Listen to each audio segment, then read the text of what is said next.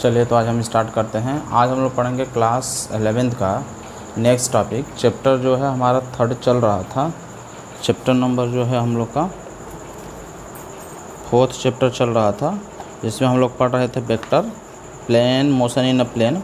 और motion in plane में हम लोग को जो है आज पढ़ना है रिसोल्यूशन ऑफ वेक्टर। आज हम लोग सीखेंगे कि यदि एक वेक्टर को दो कंपोनेंट में हमको रिजॉल्व करना है, उसको दो कंपोनेंट में कन्वर्ट करना है, तो कैसे हम कन्वर्ट करेंगे। तो सबसे पहले हम ये जानेंगे कि रिसोल्यूशन ऑफ वेक्टर क्या होता है। तो जैसे सपोज दैट कि अगर एक कोई वेक्टर हो, ए वेक्टर कोई हो, और इस वेक्टर को हम ऐसे दो भागों में तोड़ें कि उन दोनों का जो कंबाइन इफेक्ट जो है, अगर ये कोई आर वेक्टर हो और इस वेक्टर को हम ऐसे दो भागों में तोड़ें कि इसका जो कंबाइन इफेक्ट जो हो इस बड़े वाले के वेक्टर के जैसा ही, उसी के सेम हो, एंड उन दोनों का combine effect is same as the given vector, जो गिवन वेक्टर हो उसी के बराबर उन दोनों का कंबाइंड इफेक्ट हो, तो ऐसे वेक्टर को हम बोलते हैं रिसोल्यूशन ऑफ द वेक्टर। तो हम क्या कह सकते हैं कि the process of splitting a vector into two or more vector या two or more component such that the combined effect is same as that of the given vector, कि उनका combined effect जो होता है उन दोनों वेक्टर के क्या होते हैं, बराबर होते हैं, तो उसको बोलते हैं रिसोल्यूशन ऑफ द वेक्टर। जैसे सपोज दैट कि ये कोई आर वेक्टर हो और इस आर वेक्टर को जो है हम दो वेक्टर ए वेक्टर और बी वेक्टर को दो वेक्टर, दो positive vector same and parallel vector, non parallel कह सकते हैं, two coplanar and non parallel vector हो, ये एक ही प्लेन में हो बट एक दूसरे के पैरेलल ना हो, ऐसे वेक्टर हो। ये ए वेक्टर है और ये बी वेक्टर है। इन्हीं दोनों वेक्टर के डायरेक्शन में आर वेक्टर को हम क्या करना चाहते हैं कि रिजॉल्व करना चाहते हैं। हमने एक आर वेक्टर ले लिया जिसको कि हम दो वेक्टर ए वेक्टर और बी वेक्टर को में जो है रिजॉल्व करना चाहता, तो हम कह सकते हैं suppose resolve the vector r in the direction of two coplanar and non parallel vector a and b. हम क्या करना चाहते हैं कि इस आर वेक्टर को जो है ए वेक्टर और बी वेक्टर के डायरेक्शन में, जहाँ पर ए और बी वेक्टर दोनों एक ही प्लेन में हो बट जो है एक दूसरे के पैरेलल ना हो, इसके डायरेक्शन में हम रिजॉल्व करना चाहते हैं।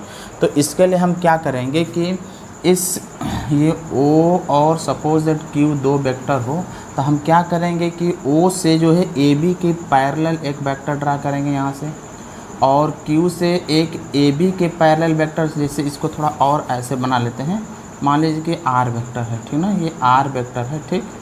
तो हम क्या करेंगे O और Q वेक्टर है, तो इस O वेक्टर से AB के पैरेलल एक वेक्टर ड्रा करेंगे ऐसे, और Q से जो है परपेंडिकुलर जो है इसके पहले B के पहले एक वेक्टर ड्रा कर लेते हैं हम ऐसे। क्या है ये वेक्टर किसके पहले, AB पे, ये जो है ये वेक्टर का किसके पैरेलल है, ये वाला जो वेक्टर है OP वेक्टर किसके पैरेलल है, AB वेक्टर के बराबर है, और ये जो QP वेक्टर किसके हैं, B वेक्टर के बराबर है, ठीक ना। तो इस तरह हम क्या किया, हमने दो वेक्टर ड्रा कर लिया, OP वेक्टर जो A वेक्टर के बराबर है और PQ वेक्टर जो B वेक्टर के बराबर है। तो ट्रायंगल्स लॉ अगर हम पढ़ेंगे तो OQ वेक्टर जो किसके बराबर होगा, ये जो हमने दो वेक्टर ड्रा किया OP वेक्टर और ये PQ वेक्टर जो हमने दोनों ड्रा किया किसके बराबर होगा, ट्रायंगल लॉ के अनुसार हम कह सकते हैं कि OP वेक्टर प्लस ये OP vector plus PQ vector के क्या होगा, बराबर होगा। तो इस तरह जो है हम कह सकते हैं कि एक गिवन वेक्टर को जो है दो वेक्टर के डायरेक्शन में हम क्या कर सकते हैं, रिजॉल्व कर सकते हैं। जहाँ पर हमारे ये OP वेक्टर जो है, ये OP वेक्टर है पैरेलल टू A वेक्टर है, और इसकी जो वैल्यू होगा OP वेक्टर की, हम A वेक्टर की कह सकते हैं, OP वेक्टर की जो होगा लैम्डा A वेक्टर के बराबर हो जाएगा। लैम्डा एक स्केलर क्वांटिटी है जिसको मैंने मल्टीप्लाई किया है, और ये PQ वेक्टर जो होगा मेरा B वेक्टर के पैरेलल है, B वेक्टर के पैरेलल होगा, जो PQ जो हमारा होगा म्यू B वेक्टर के बराबर होगा। तो इस तरह जो हम जो है R वेक्टर को दो वेक्टर के कंपोनेंट में हम रिजॉल्व कर दिए, और यहाँ पर अगर हम लिखना चाहते हैं तो बन जाएगा R वेक्टर इक्वल टू, इस इक्वेशन से R vector equal to lambda A vector plus mu B vector. तो इस तरह मैंने आर वेक्टर को दो वेक्टर के डायरेक्शन में, आर वेक्टर को ए वेक्टर के डायरेक्शन में रिजॉल्व किया और आर वेक्टर को इस क्यू वेक्टर के डायरेक्शन में रिजॉल्व किया। तो हम कह सकते हैं कि R vector have been resolve in two direction of A and B, जहाँ पर लैम्डा ए बी जो है कंपोनेंट ऑफ आर है। ये लैम्डा जो ए बी है आर का कंपोनेंट ए वेक्टर के डायरेक्शन में है और म्यू बी जो है आर का कंपोनेंट जो है बी वेक्टर के डायरेक्शन में। तो इस तरह हम दो वेक्टर को जो है हम अब इन दोनों का जो कंबाइंड इफेक्ट होगा इस आर वेक्टर के क्या होगा, बराबर होगा। तो इस तरह हम दो वेक्टर को जो है रिजॉल्व कर सकते हैं, उनका कंबाइंड इफेक्ट हम निकाल सकते हैं दो वेक्टर का। तो इस तरह हम दो वेक्टर को किसी एक वेक्टर को जो है दो कंपोनेंट में रिजॉल्व कर सकते हैं, जिनका कंबाइंड इफेक्ट जो है गिवन वेक्टर के क्या होता है, इक्वल ही होगा। यहाँ पर आप देख रहे हैं कि आर वेक्टर को हमने दो वेक्टर के रूप में दो वेक्टर के टर्म में जो है दो वेक्टर के कंपोनेंट में रिजॉल्व किया। और इस एक जो है ए वेक्टर के अलॉन्ग ओपी वेक्टर है जिसके वैल्यू जो है लैम्डा ए के बराबर है, और इसी आर वेक्टर को बी वेक्टर के टर्म में जो पी क्यू वेक्टर है उस टर्म में हमने रिजॉल्व किया जिसका वैल्यू क्या है, म्यू बी वेक्टर है। ठीक, अब आगे हम देखेंगे orthogonal triad of the unit vector. तो इसको नोट करिए। तो आगे बताते हैं orthogonal triad of unit vector. Orthogonal triad of unit vector क्या होता है कि जैसे सपोज दैट कि थ्री जो कोऑर्डिनेट सिस्टम होता है जो एक दूसरे के परपेंडिकुलर हो, थ्री कोऑर्डिनेट सिस्टम एक दूसरे के परपेंडिकुलर जो होते हैं, जिसमें हम एक को बोलते हैं एक्स एक्सिस, वाई एक्सिस और जेड एक्सिस, तीनों एक दूसरे के परपेंडिकुलर होते हैं। इसमें एक्स वाई जेड हम किसी को कह सकते हैं, इसमें कोई ये नहीं है किसी को एक्स कहेंगे।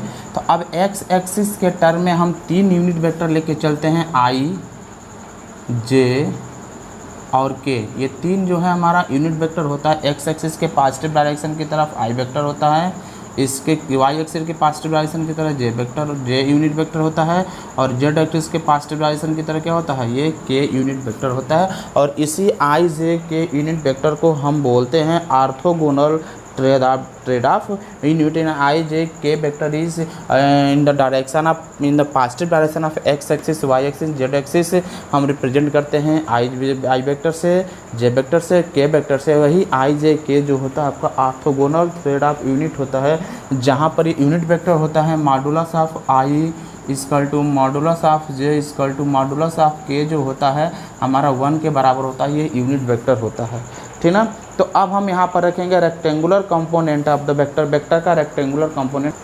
चलिए तो हम देखते हैं rectangular component of vector. Rectangular component vector क्या होता है, यदि हम किसी एक वेक्टर को जो है दो म्यूचुअल परपेंडिकुलर वेक्टर के अलॉन्ग अगर हम रिजॉल्व कर देते हैं तो इस तरह जो कंपोनेंट हमें प्राप्त होता है उसको हम बोलते हैं rectangular component of the vector. Vector का रेक्टेंगुलर कंपोनेंट हम कह सकते हैं कि व्हेन, हम लिख सकते हैं कि when a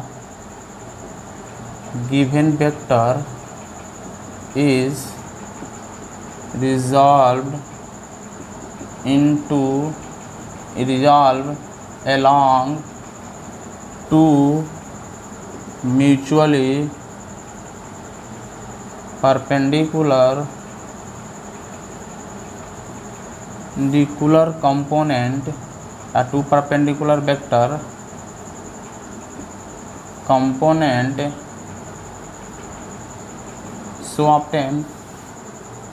so obtained is called rectangular component of vector. यानी कहने का तात्पर्य ये है कि यदि कोई ये वेक्टर हो और इस वेक्टर को जो है दो परपेंडिकुलर, एक इधर और एक इधर, दो परपेंडिकुलर कंपोनेंट में रिजॉल्व कर देते हैं, म्यूचुअल परपेंडिकुलर कंपोनेंट में अगर हम रिजॉल्व कर देते हैं तो इस तरह जो वेक्टर प्राप्त होता है उसको हम बोलते हैं रेक्टेंगुलर कंपोनेंट ऑफ वेक्टर। तो सपोज दैट ये वेक्टर हो, कोई एक वेक्टर मैंने ले लिया ए वेक्टर को और इसको जो है हमें रिजॉल्व करना है रेक्टेंगुलर कंपोनेंट ऑफ वेक्टर। तो हम क्या करेंगे कि एक कोऑर्डिनेट सिस्टम बनाएंगे और ओरिजिन को क्या करेंगे, इस वेक्टर का इनिशियल पॉइंट ले लेंगे। इस तरह इनिशियल पॉइंट ए वेक्टर का ले लेंगे, क्योंकि यहाँ पर हमें परपेंडिकुलर इस वेक्टर ए के परपेंडिकुलर दो कंपोनेंट में रिजॉल्व करना है। तो हम क्या करेंगे कि इस वेक्टर, इस कोऑर्डिनेट सिस्टम में वो जो वेक्टर ए है इसकी इनिशियल पॉइंट को हम ओरिजिन लेके चलेंगे।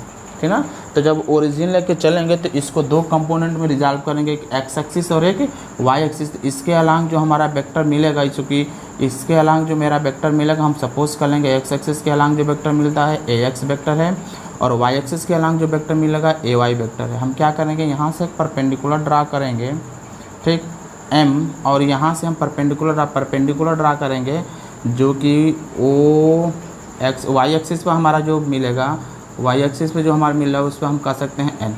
तो ये इसका जो एक कंपोनेंट का एक्स एक्सिस के अलांग जो कंपोनेंट होगा ए एक्स होगा, और वाई एक्सिस के अलांग जो हमारा कंपोनेंट होगा वो क्या होगा, ए वाई होगा। तो हम parallelogram vector, parallelogram addition of vector, जो हमारा पैरेललोग्राम ला था टू वेक्टर को एडिशन करने वाला, तो उससे हम क्या कह सकते हैं कि a vector equal to a x vector plus b a y vector, a x vector a y vector, तो इन दोनों का सम जो होगा मेरा क्या होगा, ए वेक्टर के बराबर होगा। तो according to parallelogram law of vector addition हम कह सकते हैं कि ए वेक्टर जो होगा, ये ओ पी जो हमारा, ये भी लिख सकते हैं कि यहाँ पर ओ पी जो वेक्टर होगा, ओ पी वेक्टर जो हमारे मिलेगा किसके बराबर होगा, O M vector plus O N vector, और ओ इसी को हम जो है इस फॉर्म में भी लिख सकते हैं। दूसरी चीज़ हम ये कह सकते हैं कि यदि ए एक्स के अलांग यूनिट वेक्टर मेरा अगर आई हो, और ए वाई के अलांग अगर यूनिट वेक्टर जो है हमारा जेड के बराबर हो, i j are the unit vector along axis and y axis, इसके अलांग अगर यूनिट वेक्टर मेरा आई हो, चूँकि मैंने अभी बताया ऑर्थोगोनल वेक्टर में, और ये इसके अलांग अगर जे वेक्टर हो, तो हम ये कह सकते हैं, और ये भी हम कह सकते हैं कि ए एक्स का जो मैग्नीट्यूड होगा वो मेरा ए एक्स के बराबर होगा, और ए वाई का जो मेरा मैग्नीट्यूड होगा, ए वाई वेक्टर का जो मैग्नीट्यूड होगा मेरा ए वाई के बराबर होगा। तो हम यहाँ पर ऐसे लिख सकते हैं, a x vector equal to a x i, और a y vector equal to A y j हम यहाँ पर लिख सकते हैं। तो यहाँ पर हम लिखते हैं ए वेक्टर इक्वल टू, तो ए वेक्टर इक्वल टू क्या हो जाएगा, a x unit vector I plus a Y और यूनिट वेक्टर जो मेरा जे होगा। तो इस ए वेक्टर को जो है हम इस टर्म में हम लिख सकते हैं, दिस इक्वेशन, ये इक्वेशन जो होता है वेक्टर ए का होता है in term of rectangular component, जिसे कहते हैं कि ये this is the equation of vector A in rectangular component. Rectangular component में किसी वेक्टर ए का जो है इस टर्म में हम लिख सकते हैं, ए आई plus A x I plus a y जे, ठीक है। तो इसे आप नोट कर, अब यहाँ से हम ये भी कह सकते हैं, जैसे सपोज अगर ये एंगल मेरा थीटा हो, तो हम क्या कर सकते हैं कि अगर कॉस थीटा की वैल्यू हम निकालेंगे तो क्या होता है, परपेंडिकुलर बेस वाई में हाइपोटेनस होता है।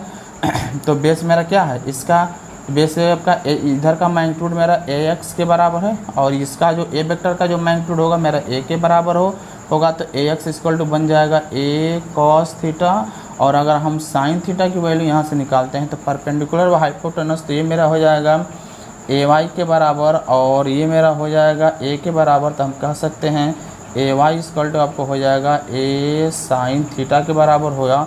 तो इस तरह अगर इन दोनों क्वेश्चन नंबर इसको फर्स्ट कर दें, क्वेश्चन नंबर इसको सेकंड कर दें, इन दोनों का स्क्वायर करके अगर हम ऐड करें तो क्या मिल जाएगा, आपका मिलेगा a square cos square theta plus a square sine square theta equal to इधर से मिल जाएगा a x square plus a y square, और ए स्क्वायर हम कॉमन लेते हैं, ये स्क्वायर तो ये हो जाएगा 1 के बराबर, आपको हो जाएगा a x square plus a y square के बराबर होगा, और ए स्क्वायर आपका हो जाएगा a x square plus a Y का स्क्वायर। तो इस तरह हम जो होगा इस ए वेक्टर का जो मैग्नीट्यूड हम कह सकते हैं क्या हो जाएगा हमारा, ए x square plus a y square के बराबर होगा। अब यहाँ से अगर हम tan थीटा की वैल्यू इन दोनों को अगर आपस में डिवाइड कर दें तो साइन क्या बनेगा, sine theta equal to cos theta बनेगा, और यहाँ से यहाँ से ए कट जाएगा, और ये हो जाएगा ए वाई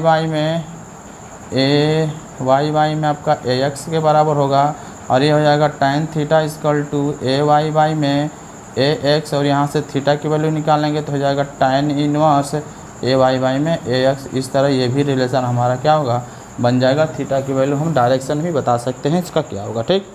तो इसे नोट करिए। तो आगे हम देखते हैं कि यदि पोजीशन वेक्टर को जो है किसी वेक्टर का जो है रेक्टेंगुलर कंपोनेंट में रिजॉल्व होगा, पोजीशन वेक्टर इनटू रेक्टेंगुलर, किसी वेक्टर का अगर पोजीशन वेक्टर को हमें रिजॉल्व करना है रेक्टेंगुलर कंपोनेंट में, कैसे हम रिजॉल्व करेंगे ये हम यहाँ पर देख लेते हैं, ठीक।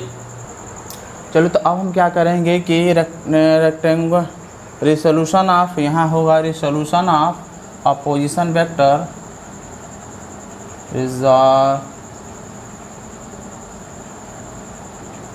Resolution of a position vector into a rectangular component. अगर कोई वेक्टर को, अगर कोई पोजीशन वेक्टर P हो या OP हो तो उसको हम रेक्टेंगुलर कंपोनेंट में या किसी पॉइंट P के पोजीशन को जो है हम रेक्टेंगुलर कंपोनेंट में कैसे रिजॉल्व कर सकते हैं। तो इसके लिए हम क्या करेंगे कि हम सपोज कर लेंगे कार्टेशियन प्लेन जहाँ पे ओरिजिन है, और हम सपोज कर लेंगे कार्टेशियन प्लेन में एक पॉइंट P है जिसका जो है O से पोजीशन मेरा OP के बराबर है। ये OP के बराबर एक पॉइंट P है जिसका O से R का जो पोजीशन है वो R वेक्टर के बराबर है, और इसी पॉइंट P के पोजीशन को हमें दो रेक्टेंगुलर कंपोनेंट में रिजॉल्व करना है। तो हम यहाँ से क्या करेंगे, इसके परपेंडिकुलर ड्रा करेंगे इधर, और यहाँ से परपेंडिकुलर ड्रा करेंगे यहाँ। हम सपोज कर लेंगे कि इसके अलांग जो हमारा एक्स एक्सिस के अलांग जो होगा इसका कंपोनेंट XI के बराबर होगा, और वाई एक्सिस के अलांग जो कंपोनेंट होगा वो वाई जे के बराबर होगा। तो ये XI और YJ आपका हो जाएगा। हम मान लेंगे कि यहाँ से लेके यहाँ तक का इसका डिस्टेंस क्या है, X है, और यहाँ से लेके यहाँ तक का डिस्टेंस अगर Y हो तो इसका जो कोऑर्डिनेट होगा X और Y होगा। तो इस पॉइंट P के दो रेक्टेंगुलर कंपोनेंट हमें क्या करना है, रिजॉल्व करना है। तो अब हम यहाँ पर क्या करेंगे, हम देखते हैं कि आपको हो जाएगा OP ट्रायंगल ला निकालेंगे तो OP वेक्टर इक्वल टू क्या बनेगा, इसको अगर हम M कह दें, इसको अगर हम N कह दें तो हो जाएगा OM वेक्टर प्लस क्या जाएगा PM वेक्टर, और OP को हम लिख सकते हैं R वेक्टर, और OM आपका हो जाएगा XI वेक्टर, ये हो जाएगा YJ वेक्टर, और यहाँ पर इसका अगर तो इस तरह हमारा जो ये बन जाता है एक पोजीशन वेक्टर R को दो रेक्टेंगुलर कंपोनेंट में रिजॉल्व हम कर सकते हैं। यहाँ से अगर हम इसका मैग्नीट्यूड निकालें तो R वेक्टर इक्वल टू हो जाता है X square plus Y square. तो ये हम R के जो है मैग्नीट्यूड जो है हमारा निकल सकता है, ये R वेक्टर का जो R के बराबर होगा। तो इस तरह हम जो है पोजीशन वेक्टर को rectangular resolving of the position vector का जो रेक्टेंगुलर रिसोल्यूशन है, यहाँ से हम एंगल भी बता सकते हैं। यदि R वेक्टर जो है एक्स एक्सिस के साथ अगर थीटा एंगल बना रहा है, सपोज दैट अगर R वेक्टर एक्स एक्सिस के साथ थीटा एंगल बना रहा है तो हम क्या कर सकते हैं, कॉस थीटा इक्वल टू होता है एक्स बाई में मेरा ये R हो जाएगा। यहाँ पर जो अगर x इसका मैग्नीट्यूड अगर x के बराबर हो तो हम कह सकते हैं R ये x हो जाएगा। तो चूँकि यहाँ पर हम क्या कर सकते हैं, x की जो वैल्यू निकालेंगे तो हो जाएगा R cos थीटा, और अगर हम साइन थीटा की वैल्यू निकालते हैं तो हो जाएगा y बाई में R, तो y इक्वल टू हो जाएगा R साइन थीटा। तो यहाँ से हम ये भी निकाल सकते हैं, x और y की वैल्यू भी हम निकाल सकते हैं, ठीक ना। आगे हम देखते हैं नेक्स्ट जो टॉपिक हमें पढ़ना है, यहाँ पर अगला टॉपिक हमें पढ़ना है स्केलर एंड वेक्टर प्रोडक्ट। तो सबसे पहले हमें जानेंगे स्केलर प्रोडक्ट, स्केलर और vector, scalar product of the two vector. इसके बाद जानेंगे हम vector product of the two vector. दो वेक्टर को हम कैसे प्रोडक्ट करते हैं, दो स्केलर को हम कैसे प्रोडक्ट करते हैं।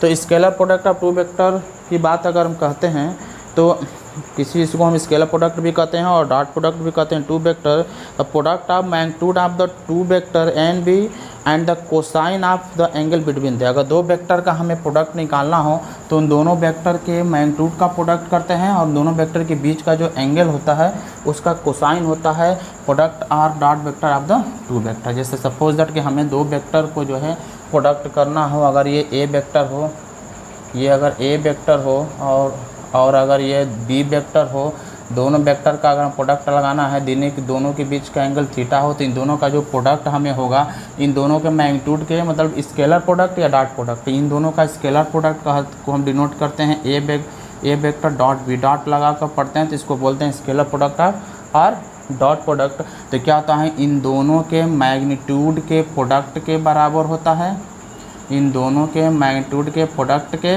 और इन दोनों के बीच के एंगल का कोसाइन हम लेते हैं तो हो जाएगा कॉस थीटा। तो ये मेरा हो जाएगा ए बी कॉस। तो ये होता है दो वेक्टर का डॉट प्रोडक्ट कह सकते हैं, या हम कह सकते हैं स्केलर प्रोडक्ट, ठीक ना। दो वेक्टर का स्केलर प्रोडक्ट इस तरह निकालते हैं। अब इसकी कुछ प्रॉपर्टी होती है दो वेक्टर के स्केलर प्रोडक्ट, वो भी हम देख सकते हैं। अगर दो वेक्टर हो, प्रॉपर्टी नंबर ए होता है कि a vector dot b vector equal to b vector dot a vector होता है। यानी ये जो हम चाहे ए को बी में प्रोडक्ट करें, बी को बी में, इसको हम बोलते हैं कॉम्यूटेटिव, तो कह सकते हैं scalar product is a commutative. अब हम दूसरा जो प्रॉपर्टी होता है डिस्ट्रीब्यूटिव प्रॉपर्टी होता है, वो मेरा होता है अगर a vector dot b vector plus c vector हो तो इसको हम लिख सकते हैं a vector dot b vector plus a vector dot c vector होता है। इसको हम बोलते हैं डिस्ट्रीब्यूटिव प्रॉपर्टी। दो वेक्टर का डिस्ट्रीब्यूटिव प्रॉपर्टी होता है कि अगर ए बी प्लस सी का हम जो है ए के साथ डॉट प्रोडक्ट निकालते हैं तो उतना ही होता है जितना ए बी के साथ डॉट प्रोडक्ट निकालते हैं, और फिर ए सी के साथ डॉट प्रोडक्ट निकाल कर दोनों को ऐड कर देते हैं तो उतना ही रिजल्ट हमारा आता है। नेक्स्ट कहता है यदि दो वेक्टर एक दूसरे के परपेंडिकुलर होता है तो उसका डॉट प्रोडक्ट जो है मेरा 0 के बराबर होता है। मान लीजिए कि दो वेक्टर हो, एक ए वेक्टर हो, यहाँ पर एक ए वेक्टर हो और इसके बीच इसके परपेंडिकुलर अगर मेरा दो वेक्टर हो, इसके बीच का एंगल अगर 90 डिग्री का हो तो इसका अगर डॉट प्रोडक्ट हम निकालते हैं तो a vector dot b vector equal to क्या होता है magnitude of a magnitude of b cos 90 degree के बराबर हो जाएगा। और ये हो जाएगा ए बी कॉस 90 की वैल्यू जो है हमारा 0 होता है, तो इसलिए क्या हो जाएगा इस दो वेक्टर का जो है डॉट प्रोडक्ट का स्केलर प्रोडक्ट अगर वो दोनों एक दूसरे के परपेंडिकुलर होते हैं तो अगर दोनों एक दूसरे के परपेंडिकुलर हो तो 0 के बराबर होगा। दो वेक्टर एक दूसरे के पैरेलल हो, हैविंग सेम डायरेक्शन में हो तो देर का उसका जो डॉट प्रोडक्ट होता है मैक्सिमम और पॉजिटिव मैग्नीट्यूड होता है। अगर दो वेक्टर हो एक दूसरे के पैरेलल हो, जैसे यहाँ पर दो वेक्टर मैंने ले लिया एक दूसरे के पैरेलल हो और सेम डायरेक्शन में हो तो इन दोनों का प्रोडक्ट क्या होगा ए वेक्टर डॉट ए वेक्टर और डॉट बी वेक्टर हम निकालते हैं तो ए बी चूँकि इसके बीच का एंगल 0 है तो cos 0 की वैल्यू 1 होता है तो ये क्या होता है पॉजिटिव होता है, मतलब मैक्सिमम पॉजिटिव मैग्नीट्यूड होता है। दो वेक्टर एक दूसरे के अगर पैरेलल हो और अपोजिट डायरेक्शन में हो तो यहाँ पर मैक्सिमम जो है नेगेटिव जो है मैग्नीट्यूड होता है उसका नेगेटिव में मैक्सिमम होता है। अगर ए वेक्टर और डॉट बी वेक्टर हो दोनों एक दूसरे का एक वेक्टर इधर हो दूसरा वेक्टर इधर हो एक दूसरे के पैरेलल हो तो हो जाएगा ए बी कॉस ऐसे कर सकते हैं, या एक वेक्टर इधर हो और एक वेक्टर क्या हो जाए इसी के अपोजिट डायरेक्शन में ऐसे हो पैरेलल हो तो इन दोनों के क्या हो जाएगा बीच का डायरेक्शन हमारा 180 हो जाएगा। तो इस तरह हम कह सकते हैं 180 कह सकते हैं क्या होगा तो इसका माइनस ए बी के बराबर होगा। तो इस तरह हमारा रिजल्ट जो है मैक्सिमम नेगेटिव मैग्नीट्यूड होता है। Scalar product of the vector itself, किसी वेक्टर का खुद के साथ अगर हम स्केलर प्रोडक्ट निकालते हैं, इसे नोट करें तो नेक्स्ट देखते हैं किसी वेक्टर का जो है खुद के साथ अगर हम स्केलर प्रोडक्ट निकालते हैं, अगर दो वेक्टर हो और उसी के साथ एक ही वेक्टर का इटसेल्फ के साथ स्केलर प्रोडक्ट निकालते हैं, यहाँ पर अगर हम निकालना चाहें ए वेक्टर का ए वेक्टर के साथ अगर स्केलर प्रोडक्ट निकालते हैं तो ए बी क्या होगा ये ए और ए कॉस थीटा हो जाएगा, ये हो जाएगा ए स्क्वायर कॉस थीटा। और चूँकि दोनों वेक्टर इटसेल्फ के साथ एक वेक्टर ए के साथ निकालते हैं तो इसलिए उसका जो 0 होगा मतलब एंगल जो होगा 0 के बराबर होगा। तो यहाँ थीटा की जगह अगर हम 0 लिखते हैं तो ये हो जाएगा ए स्क्वायर के बराबर होगा। इसलिए अगर हम यूनिट वेक्टर में निकालना चाहते हैं क्या आई डॉट आई वेक्टर आई के साथ निकालते हैं तो क्या होगा ये मतलब कि सेम वेक्टर है ना, चूँकि आई और आई है तो क्या हो जाएगा इसके साथ अगर हम निकालेंगे स्क्वायर वेक्टर होगा, जो इसको हम ऐसे भी डिनोट कर सकते हैं मॉडुलस ऑफ ए वेक्टर का स्क्वायर कर सकते हैं। तो यहाँ क्या हो जाएगा आई और कॉस 0 की वैल्यू यानी 1 के बराबर होगा, क्योंकि यूनिट वेक्टर आई है ना तो आई का वैल्यू 1 ही होता है। तो यहाँ पर हम ये भी कर सकते हैं चूँकि आई की वैल्यू मेरा मैग्नीट्यूड निकालना ना इन दोनों का ऐसे मैग्नीट्यूड, तो 1 × 1.1 कॉस थीटा क्या कॉस 0 होगा तो ये क्या होगा 1 के ही बराबर होगा। तो इस तरह हम कह सकते हैं I dot I equal to J dot J equal to K dot K की वैल्यू अगर हम बात करते हैं तो क्या होगा ये मेरा 1 के बराबर होता है, ठीक ना। और वही अगर हम आई का जे के साथ जे का के साथ के का आई के साथ निकालते हैं, अगर हम ऐसे करते हैं आई वेक्टर डॉट जे डॉट के एंड के डॉट आई कर दें तो क्या हो जाएगा मेरा ये जो है आपका 0 के बराबर रिजल्ट देता है। तो इस तरह जो है प्रॉपर्टी थी मेरी स्केलर वेक्टर का। अब हम देखते हैं दो वेक्टर का डॉट प्रोडक्ट क्या होता है। Dot product of the two vector cross product या the vector product of the two vector का अगर हम वेक्टर प्रोडक्ट निकालें क्रॉस प्रोडक्ट निकालें तो वो मेरा क्या होता है, ये चीज़ हम यहाँ पर देखने की कोशिश करेंगे। ठीक, तो चलिए हम देखते हैं cross product of the two vector का क्रॉस प्रोडक्ट क्या होता है हमारा, cross product of the two vector. ठीक, तो हम पढ़ेंगे आज वेक्टर आर। अब हम लोग नेक्स्ट टॉपिक में vector or cross product of two vector को जो हम क्रॉस प्रोडक्ट या वेक्टर प्रोडक्ट कह सकें। जैसे सपोज दैट आपके पास अगर दो वेक्टर हो, ये आपका एक वेक्टर ये हो, ठीक ना, ए वेक्टर, और ये आपका बी वेक्टर हो, ये ए वेक्टर हो और ये आपका जो है बी वेक्टर हो, और दोनों का अगर आपको वेक्टर प्रोडक्ट निकालना हो, क्रॉस प्रोडक्ट निकालना हो जिसके बीच का एंगल अगर थीटा हो, तो कैसे हम निकालेंगे। तो चूँकि दो वेक्टर का जो क्रॉस प्रोडक्ट होता है उसको हम डिनोट करते हैं a vector cross b vector, जिसको हम क्रॉस वेक्टर या वेक्टर प्रोडक्ट भी कहते हैं। और ये क्या होता है, इन दोनों के मैग्नीट्यूड के प्रोडक्ट के और इन दोनों के बीच के एंगल के साइन थीटा के, sine of the angle between A vector और बी वेक्टर, ए वेक्टर और बी वेक्टर के बीच का जो एंगल होता है उसके साइन के, और इन दोनों के ए वेक्टर और बी वेक्टर के जो होता है मैग्नीट्यूड के प्रोडक्ट के बराबर होता है। तो इसको हम ऐसे भी कह सकते हैं ए बी साइन। यहाँ पर ध्यान देने बात है कि क्रॉस प्रोडक्ट में साइन होता है, डॉट प्रोडक्ट में क्या होता है, कॉस होता है, ठीक ना। और इसके साथ साथ हम क्या करते हैं कि यूनिट वेक्टर भी एक ए जो है ए लगाते हैं, जो यूनिट वेक्टर कहलाता है, जो इन दोनों के प्लेन के परपेंडिकुलर होता है।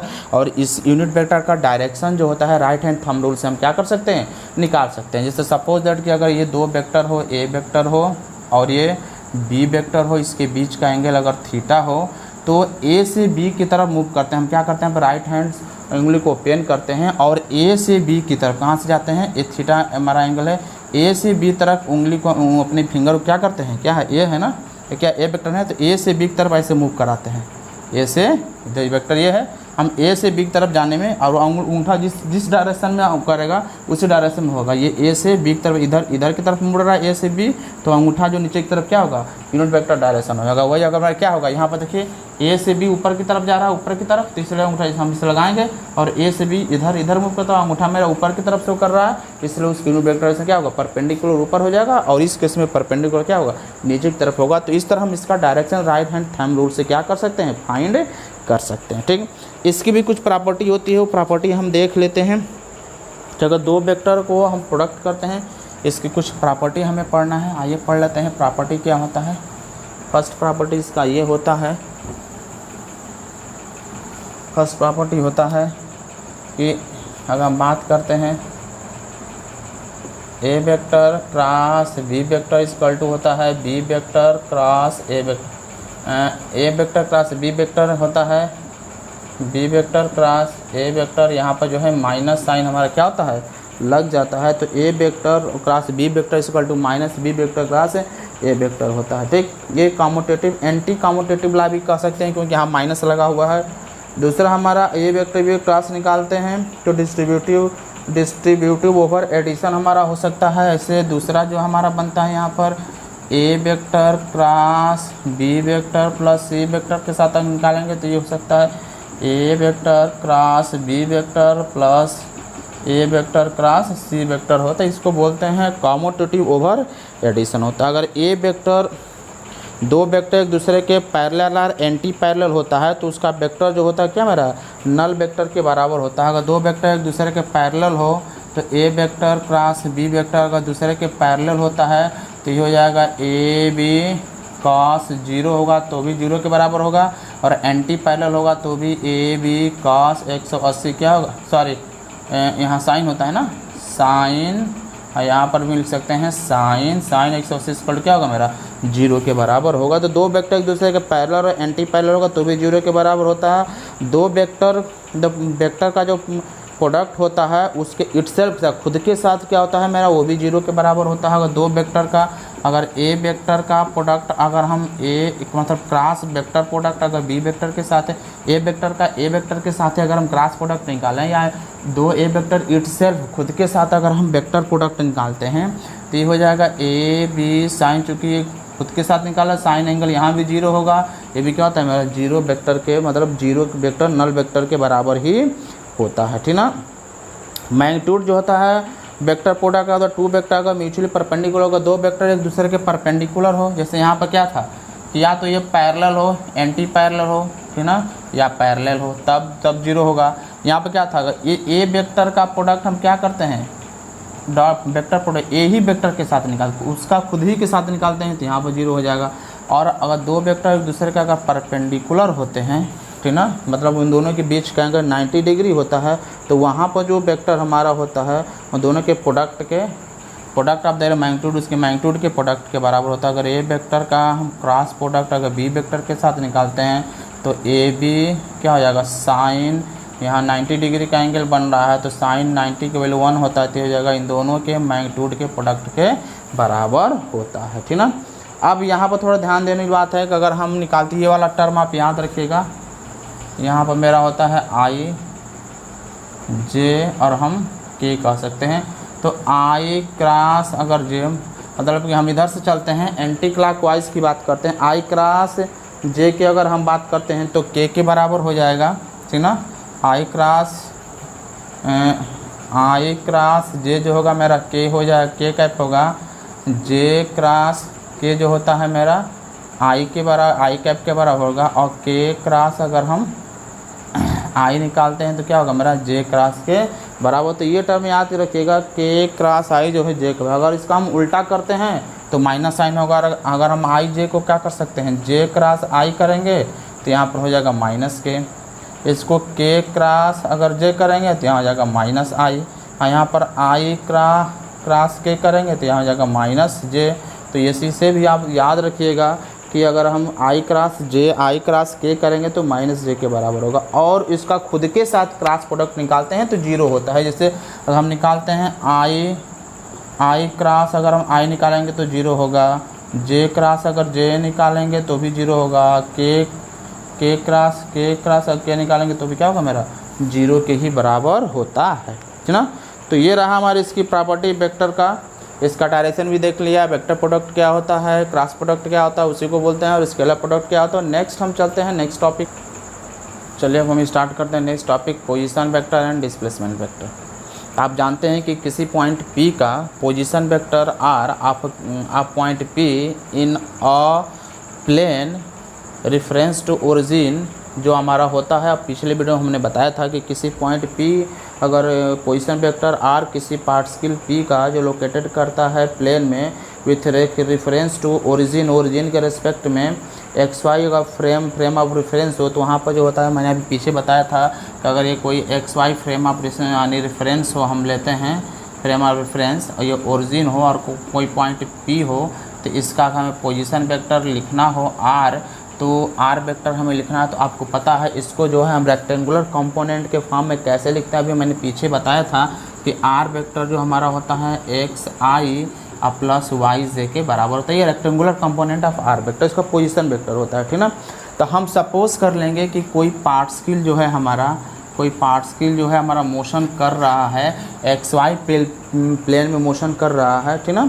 हम मान लेंगे किसी पाथ जो है, इस पाथ के अलॉन्ग जो है पार्टिकल मोशन कर रहा है, और किसी क्षण जो है वो एट पॉइंट P पर है, जहाँ से इसका जो है एट पॉइंट जो हम सपोज कर लेंगे कि ये जो हमारा है कोई पॉइंट XY प्लेन है यहाँ से, और हम सपोज कर लेंगे कि पॉइंट P पर जो है इसका पोजीशन ओरिजिन के रेस्पेक्ट में किसी क्षण T पर टाइम T पर पॉइंट P पर है वो, ठीक ना, जहाँ से इसका पोजीशन वेक्टर मेरा R है। और यहाँ पर मान लीजिए कि किसी टाइम किसी टाइम जो है T डैश पर इसका पोजीशन हम सपोज कर लेंगे कि जो है एट टाइम T डैश पर जो है P पर पहुँच गया, यानी टाइम T पर जो है पॉइंट P पर है, T डैश पर जो है पॉइंट T पर पहुँच गया। तो ये आपका R डैश, इसको हम पोजीशन वेक्टर वो से इसका पोजीशन R डैश है, इसका पोजीशन जो P है। तो ये जो लाइन हमारा मिलता है ना, ये जो लाइन हमारा मिलता है, ऐसे थोड़ा इसको हम बना दे, टेढ़ा बना दें ऐसे, तो ये जो मेरा लाइन मिलता है ना ऐसे, ये डेल्टा R को शो करता है, ठीक ना, यानी इन दोनों के बीच का डिस्प्लेसमेंट। तो इस तरह ये जो मेरा होता है दोनों के बीच का क्या है, डिस्प्लेसमेंट होता है ना, डेल्टा R जो यहाँ पर मैंने लिखा है, ये जो डेल्टा R होता है क्या है, इन दोनों के बीच का डिस्प्लेसमेंट होता है। अब अगर हम ट्रायंगल ला इस पर लगाते हैं, ओरिजिन पर अगर हम ट्रायंगल ला लगाते हैं, यहाँ से ट्रायंगल ला अगर हम लगाने की कोशिश करें तो कह सकते हैं कि OQ vector equal to OP vector plus PQ vector के बराबर होगा।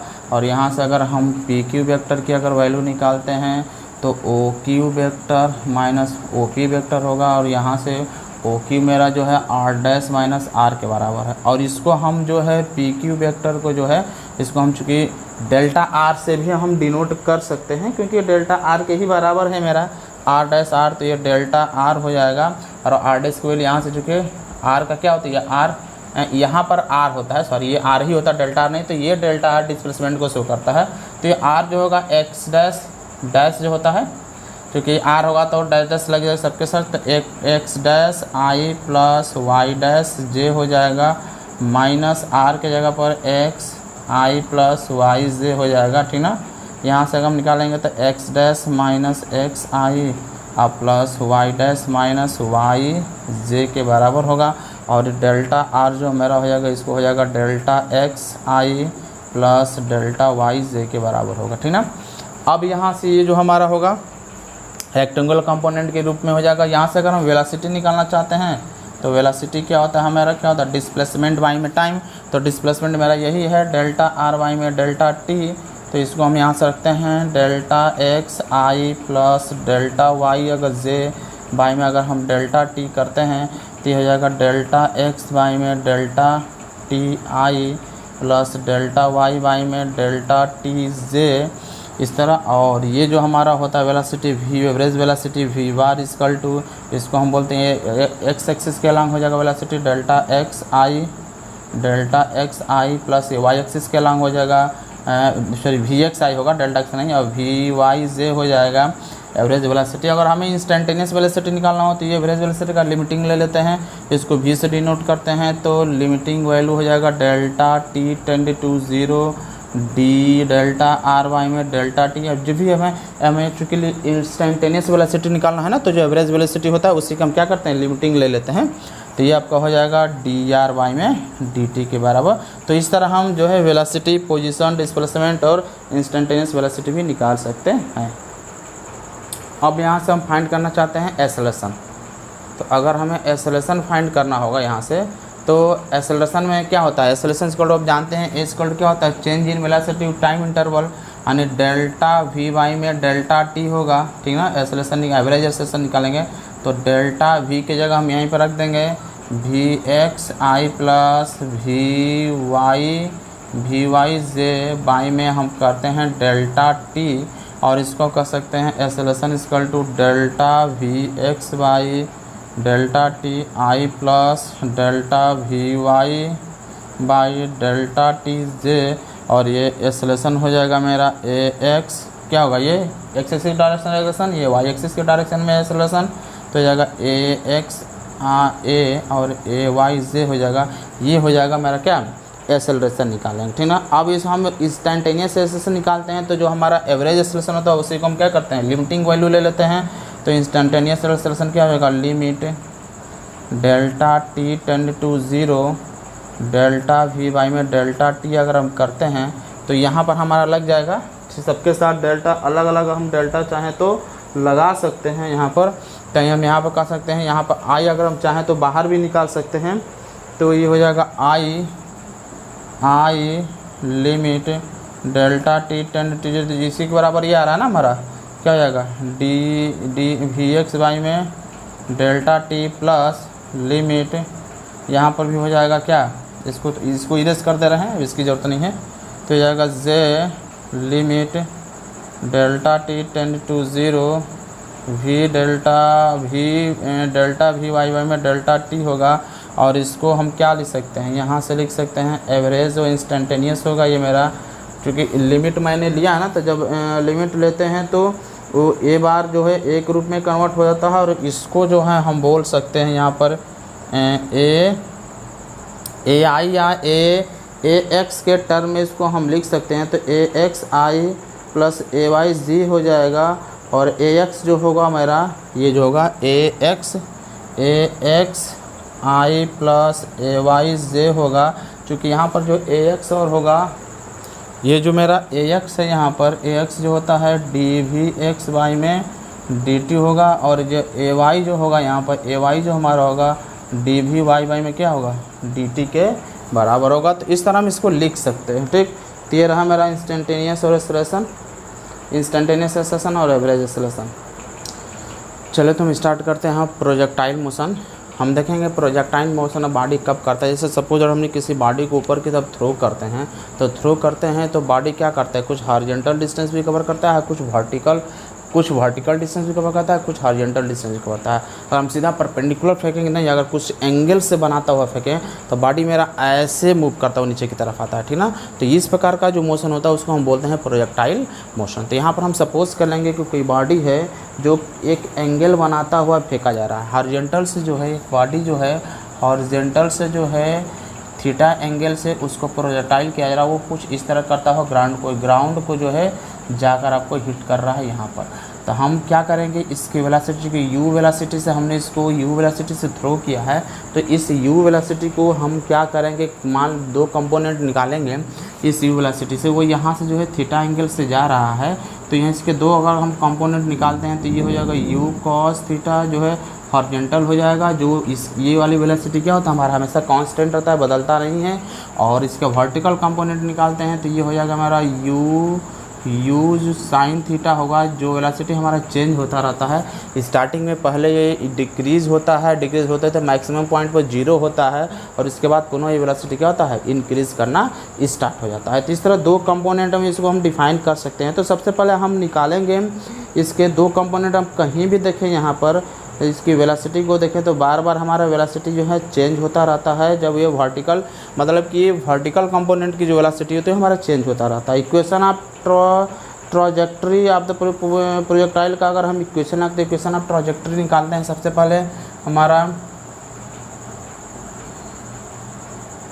इक्वेशन ऑफ ट्रॉजेक्टरी अगर हम निकालेंगे, इक्वेशन ऑफ ट्रॉजेक्टरी अगर हम निकालने की कोशिश करें आप प्रोजेक्टाइल का ट्रॉजेक्टरी मोशन का इक्वेशन क्या होता है, तो सबसे पहले हम क्या करेंगे कि पहले इसका हम निकाल लेते हैं कि वो हॉरिजॉन्टल डिस्टेंस कवर करने में कितना डिस्टेंस लगाया, कितना टाइम ले रहा है, time taken to cover the horizontal distance cover करने में वो कितना बॉडी टाइम ले रहा है। तो अगर हम डिस्टेंस निकालते हैं टाइम क्या होता है, क्योंकि यहाँ पर हम निकाल रहे हैं डिस्टेंस, तो हॉरिजॉन्टल वेलोसिटी एंड टाइम हो जाएगा। डिस्टेंस इक्वल टू क्या होता है, स्पीड इनटू टाइम।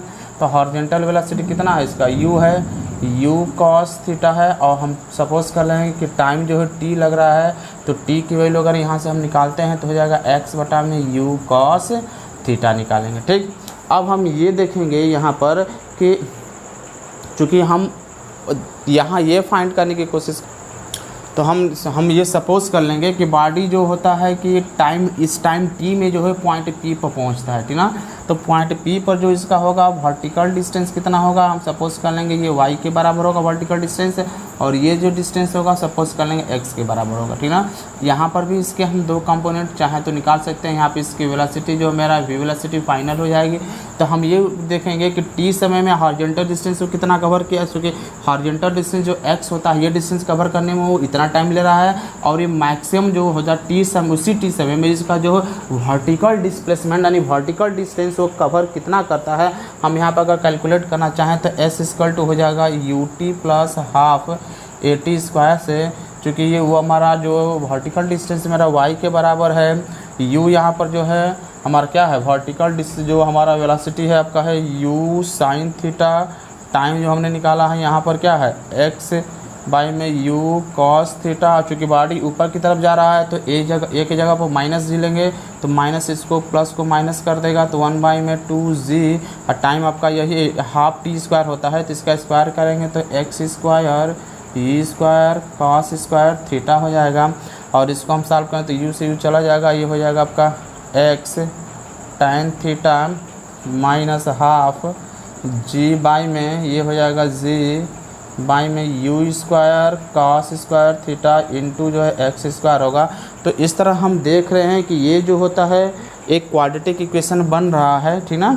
यानी एक प्रकार की हमारा पैराबोलिक जो है पाथ कवर कर रहा। तो हम कह सकते हैं कि जो y होगा क्वाड्रेटिक फंक्शन आपका x है, और जो ट्रॉजेक्टरी होता है कि पैराबोलिक ट्रॉजेक्ट्री, प्रोजेक्टाइल का जो ट्रॉजेक्ट्री होता है वो एक पैराबोला होता है, क्योंकि एक पैराबोला की इक्वेशन की तरह ये दिख रहा है। अब हम यहाँ पर फाइंड करने को कोशिश करेंगे time of the maximum height, कि मैक्सिमम हाइट यानी वो यहाँ पर पहुँचता है तो कितना डिस्टेंस लेगा। मान लीजिए कि ये टाइम अगर मेरा टीएम के बराबर होगा तो मैक्सिमम हाइट तक पहुंचने में उसको जो टाइम लगेगा, क्योंकि हम जानते हैं कि जब वो मैक्सिमम हाइट पर पहुंचेगा तो इसकी वेलोसिटी क्या हो जाएगी, 0 के बराबर हो जाएगी। तो वहाँ पर जाने में उसके द्वारा कितना टाइम लगेगा, तो टाइम ऑफ मैक्सिमम हाइट कहते हैं टाइम ऑफ मैक्सिमम हाइट,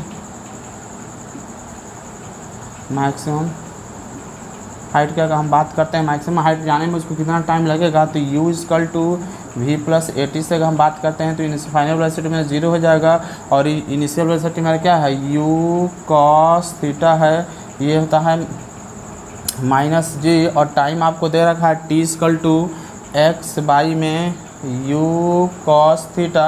यहाँ से अगर हम निकालना चाहते हैं अगर वैल्यू, ठीक ना, v बराबर u प्लस ए टी होता है, ये चूँकि मैंने गलती पुट कर दिया वैल्यू, ये हो जाएगा हमारा initial final velocity 0, initial velocity जो मेरा होगा u कॉस थीटा क्या है, ये जो है u cos theta, initial velocity मेरा u कॉस थीटा, और ये माइनस जी, और t की वैल्यू जो भी यहाँ से हम रखेंगे, ये जो हमारा होगा वर्टिकल मोशन कर रहा है ना, वर्टिकल मोशन कर रहा है, तो यहाँ पर u साइन थीटा हो जाएगा, u साइन थीटा, और जी और टी की वैल्यू हो जाएगा x बाई में u कॉस थीटा। यहाँ से निकालेंगे हम मैक्सिमम टाइम, चूँकि ये हम नहीं रखेंगे यहाँ पर टी एम लिखेंगे, क्योंकि मैक्सिमम टाइम हमने टी एम लिया है, तो टी एम के बराबर हो जाएगा u sine theta, theta by में क्या होगा जी के बराबर होती है, उसका मैक्सिमम टाइम होगा कि वो मैक्सिमम पाथ पर जाएगा तो कितना टाइम लगेगा। टाइम ऑफ फ्लाइट निकालते हैं, मतलब कि वो जो है यहाँ से छोड़ा जाएगा तो पूरा यहाँ तक पहुँचने में वो कितना टाइम लेगा, वो मेरा टाइम ऑफ फ्लाइट हो जाएगा। तो यहाँ पर अगर हम निकालेंगे time of flight, time of flight अगर हम निकालना चाहें, मतलब कि वो ग्राउंड को हिट करने से पहले जो है कितना टाइम लेगा, तो वो हम क्या करते हैं कि इस इक्वेशन में अगर हम y के बराबर y इक्वल टू 0 रख देते हैं तो टाइम हमारा मैक्सिमम टाइम हमें पता चल जाता है। अगर हम वहाँ पर रख दें तो s इक्वल टू क्या होता है, s equal to U T plus half A T square होता है, क्योंकि जब वो मैक्सिमम हाइट पर पहुँचेगा तो वर्टिकल हाइट, वर्टिकल डिस्प्लेसमेंट हमारा कवर नहीं करेगा, इसलिए y इक्वल टू 0 हो जाएगा। और e और t की वैल्यू हम चाहें तो वहाँ से, तो हम u की वैल्यू, चूँकि वो हम क्या, ये वर्टिकल मोशन कर रहा है, तो इस समय जो उसकी वेलोसिटी होगा हम यही लेके चलेंगे u sine theta. Time of flight को अगर हम टी एफ से डिनोट करें तो t की जगह T F minus half g हो जाएगा, यहाँ पर भी ये स्क्वायर होता है टी एफ के बराबर हो जाएगा। इसको यहाँ पर लाएंगे हमारा, तो टी एफ का जो रिलेशन बनेगा हमारा हो जाएगा u sine theta, 2u sine theta by में g होगा, जो हमारा टी एम का क्या होता है 2 टाइम होता है, हम कर सकते हैं 2 टी एम। तो मैक्सिमम जो हमारा ये मैक्सिमम जो हाइट होता है, maximum time of the maximum height जो टी एम हमारा है, हम मान लेते हैं मैक्सिमम हाइट जो पहुंचने में जो टाइम हमने टी एम लिया है उसका क्या है, ये 2 गुना आपका होता है। ठीक, यहाँ से हम कैलकुलेट कर सकते हैं। अब यहाँ पर हम क्या करेंगे कि मैक्सिमम हाइट कैलकुलेट करेंगे, तो मैक्सिमम हम कैलकुलेट करेंगे क्योंकि जब मैक्सिमम हाइट पर पहुँचेगा तो इसकी वेलोसिटी 0 हो जाएगी। ये वेलोसिटी हमारा होगा u cos u sine theta हम यहाँ पर ले लेंगे, क्योंकि जो इसकी इनिशियल वेलोसिटी जो मेरा मैक्सिमम हाइट पर पहुँचेगा तो यहाँ पर हो जाएगा, ये तो हॉरिजॉन्टल वेलोसिटी है ना, vertical velocity u sine theta equal to 2, और g जो हमारा ए जो होगा मेरा g के बराबर होगा। जो मैक्सिमम डिस्प्लेसमेंट में मैक्सिमम हाइट फाइंड कर रहे हैं तो s के जगह hm कर देंगे, तो जगह 2g hm इक्वल टू हो जाएगा u साइन थीटा, और यहाँ से hm की वैल्यू निकालेंगे तो u साइन थीटा बाई में हो जाएगा 2g। तो इस तरह हम जो है यहाँ से मैक्सिमम हाइट भी फाइंड कर सकते हैं। तो ये रहा मेरा प्रोजेक्टाइल मोशन, चाहे तो हम इसका कैलकुलेट कर सकते हैं। चलिए तो हम नेक्स्ट टॉपिक पढ़ते हैं एंगुलर वेलोसिटी। हम देखेंगे एंगुलर वेलोसिटी क्या होता है। सपोज दैट कि यदि कोई बॉडी हो, इसके लिए हम क्या करेंगे, एक सर्कुलर पाथ सपोज कर लेंगे। एक बॉडी हो जो सर्कुलर पाथ को मोशन कर रहा है और उसका अपना मूवमेंट जो है, जिसका रेडियस जो है r है, सेंटर O है, वो मूवमेंट जो है p0 से स्टार्ट कर रहा है। हम सपोज कर लेंगे कि वो t समय एट टाइम t, वो किसी क्षण जो है पॉइंट A पर पहुंच रहा है एट टाइम t। तो यहाँ से इसका जो पोजीशन होगा वो मान लीजिए कि जो डिस्प्लेसमेंट किया पी से ए तक जाने में उसने मान लीजिए θ1 डिस्प्लेसमेंट किया, और एट टाइम t2 जो पोजीशन बी पर पहुँच रहा है एट टाइम t2 पर जो है उसका पूरा जो है डिस्प्लेसमेंट में हमारा θ2 है। तो अब जो ये एंगल का जो डिस्प्लेसमेंट होता है θ2 माइनस θ1, मतलब यहाँ से यहाँ तक जाने में जितना वो पहली बार यहाँ से यहाँ गया और दूसरी बार यहाँ से यहाँ गया, तो उसका जो डिस्प्लेसमेंट होता है जिसको हम डेल्टा थीटा से डिनोट करते हैं, ये मेरा होता है एंगुलर डिस्प्लेसमेंट। यहाँ पर हम एंगुलर वेलोसिटी नहीं, पहले एंगुलर डिस्प्लेसमेंट पढ़ते हैं, उसके बाद तब वेलोसिटी पढ़ेंगे। डिस्प्लेसमेंट, ठीक ना। हम सपोज कर लेंगे कि बॉडी जो है T1 से एट टाइम T1 पर यहाँ पर था, T2 में यहाँ पर था, तो जो T2 माइनस T1 यानी डेल्टा T टाइम में हम सपोज कर लें कि बॉडी जो है डेल्टा S डिस्टेंस कवर कर रहा है, ठीक। तो जो मेरा एंगुलर डिस्प्लेसमेंट होता है जिसको हम डेल्टा थीटा कहते हैं, वो डेल्टा S बाई में R होता है, जो उसका एंगुलर जो उसका डिस्प्लेसमेंट होता है वो, और इसका अगर रेडियस r के बराबर हो तो रेडियस तक हम डिवाइड कर देते हैं, तो उसको बोलते हैं एंगुलर डिस्प्लेसमेंट, ठीक ना। तो ये मेरा एंगुलर डिस्प्लेसमेंट होता है। यूनिट जो ऑफ एंगुलर डिस्प्लेसमेंट जो रेडियन होता है, इसके अगर हम यूनिट की बात करते हैं तो इसका यूनिट हमारा रेडियन होता है, रेडियन। नेक्स्ट हमारा आता है एंगुलर वेलोसिटी।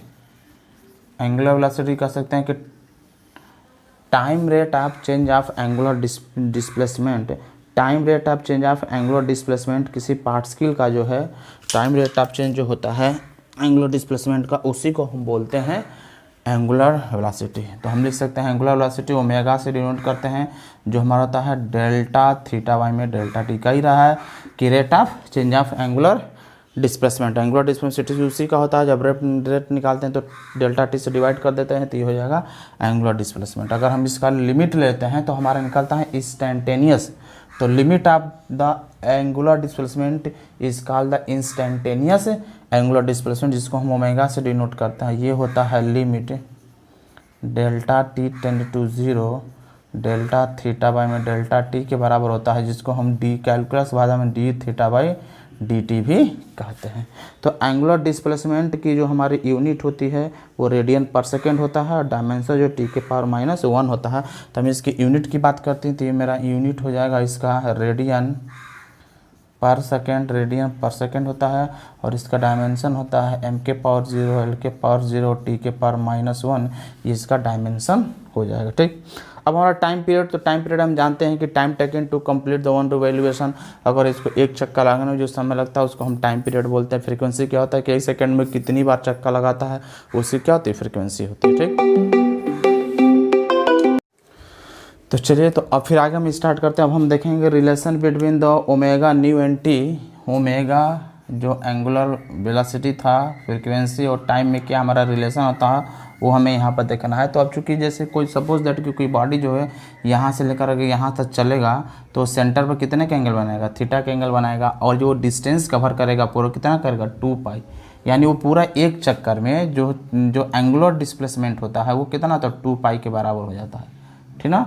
तो यहाँ पर अगर हम निकालते हैं ओमेगा की वैल्यू, एंगुलर डिस्प्लेसमेंट क्या हो जाएगा, अगर हम ओमेगा एंगुलर वेलोसिटी अगर हम निकालना चाहिए, यहाँ पर पूरा 1 का एम्पलीट्यूड एंगुलर जो डिस्प्लेसमेंट इतना होगा 2π रेडियन के बराबर हो जाएगा, और उस समय एंगुलर वेलोसिटी पूरा एक चक्कर लगाएगा, तो एंगुलर वेलोसिटी जो हम निकालेंगे तो वो हमारा होता है डिस्प्लेसमेंट 2π, ये रेडियन में मेजर किया जाता है, ठीक ना।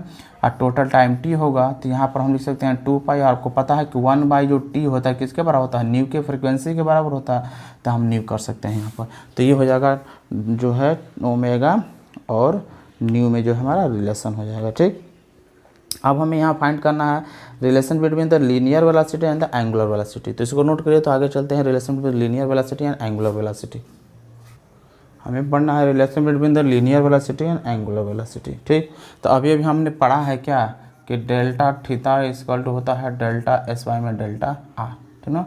तो इसको हम अगर टी से डिवाइड कर देंगे तो क्या बन जाएगा, delta theta by delta T equal to 1 में आर डेल्टा एस वाई में डेल्टा टी हो जाएगा।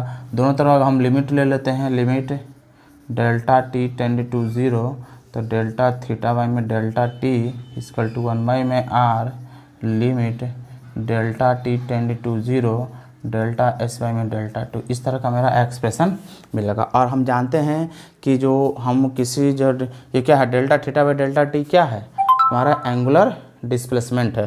तो limiting value of angular displacement जो मेरा किसके बराबर होता है, D theta by D T के बराबर होता है, वो मेरा ओमेगा होता है। तो ये ओमेगा हो जाएगा 1/r और ये मेरा क्या होता है वेलोसिटी होता है, वी के बराबर हो जाएगा। तो यहाँ पर हम वी की वैल्यू निकालते हैं तो आर ओमेगा, इस तरह का हमारा क्या बनेगा, यहाँ से रिलेशन बन जाएगा। Linear velocity and angular velocity में रिलेशन हमारा हो जाता है। ठीक, इसको चाहें तो हम वेक्टर फॉर्म में भी लिख सकते हैं, V vector equal to R vector cross W vector, इस तरह करके हम इसको निकाल सकते हैं। ठीक है, तो लीनियर वेलोसिटी और ही particle directly proportional to the distance from the circle, circle से डिस्टेंस के प्रोपोर्शन होता है। अब हम नेक्स्ट सॉल्व करने जा रहे हैं एंगुलर एक्सेलरेशन। एंगुलर एक्सेलरेशन क्या होता है, ठीक ना। तो हम जानते हैं कि अगर हम फाइंड करेंगे एंगुलर जो एक्सेलरेशन जो हमारा होता है, rate of change of angular velocity of the particle, किसी भी बॉडी का जो rate of change of angular velocity, ठीक ना। तो हम क्या पढ़ना है एंगुलर एक्सेलरेशन,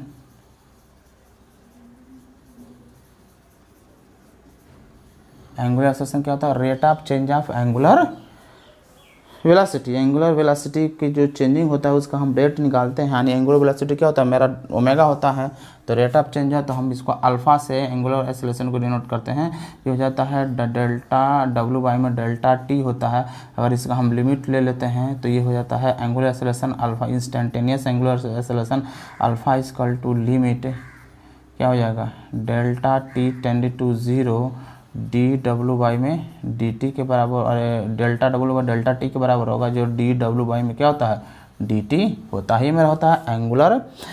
अब यहाँ से जो है हम दिखाए एंगुलर एक्सेलरेशन का जो यूनिट होता है रेडियन पर सेकेंड स्क्वायर होता है, डायमेंशन होता है टी के पावर -2। अगर हम इसकी यूनिट की बात करते हैं तो यूनिट होता है रेडियन पर सेकेंड स्क्वायर, और इसका डायमेंशन होता है m square L square T के पावर -2 होता है। ठीक, साथ ही साथ आप ये भी जानते हैं कि v equal to R omega होता है, जो मैंने यहाँ पर भी कैलकुलेट किया है। अगर इसको हम ये लिखना चाहें डिफरेंशिएट करें तो हम, अच्छा एक चीज़ और है, यहाँ पर हम वेक्टर फॉर्म में भी लिख सकते हैं इसको। जैसे वेक्टर फॉर्म हमने ये लिखा तो यहाँ पर हम r इक्वल टू, अगर इसको हम डिफरेंशिएट करते हैं इस वाले इक्वेशन को विथ रेस्पेक्ट टू s, अगर हम डिफरेंशिएट करें तो हमें क्या मिलेगा, देखिए अगर डिफरेंशिएट करते हैं डी वी बाई में डी टी है, हो जाएगा डी बाई में डी टी आर ओमेगा हो जाएगा, और आर यहाँ पर चूँकि सर्किल का रेडियस कांस्टेंट ही होगा तो ये आर बाहर हो जाएगा, तो डी डब्ल्यू बाई में क्या हो जाएगा डी टी हो जाएगा, और D W by D T किसके बराबर, अल्फ़ा के बराबर है। और ये चूँकि हमारा D V by D T है तो क्या हो जाएगा हमारा ये एक्सेलरेशन है, rate of change of velocity, rate of change of velocity मेरा ये एक्सेलरेशन है, ये एंगुलर एक्सेलरेशन है, ये लीनियर एक्सेलरेशन है। तो यहाँ पर हम लिख सकते हैं क्या, जो डी वी बाई में डी टी है इसको हम लिख सकते हैं ए आर, ये हो जाएगा मेरा अल्फ़ा। तो यहाँ से मेरा ये भी निकल जाएगा एक्सेलरेशन, जो ए इक्वल टू होता है अल्फ़ा आर, जिसको हम इस वेक्टर फॉर्म में अगर लिखना चाहें तो लिख सकते हैं a vector equal to alpha r vector into जो है अल्फ़ा वेक्टर, अल्फ़ा वेक्टर के फॉर्म में भी इसको हम क्या कर सकते हैं, लिखे सकते हैं। ठीक ना, तो ये मेरा हो जाएगा एंगुलर लीनियर एक्सेलरेशन और एंगुलर एक्सेलरेशन में रिलेशन। ठीक है, तो इसके बाद ये चैप्टर जो हमारा फिनिश होता है। फिर हम नेक्स्ट वीडियो में जो है नेक्स्ट टॉपिक के साथ मिलेंगे। तो फिर इस वीडियो में बस इतना ही, चैप्टर आपका फिनिश।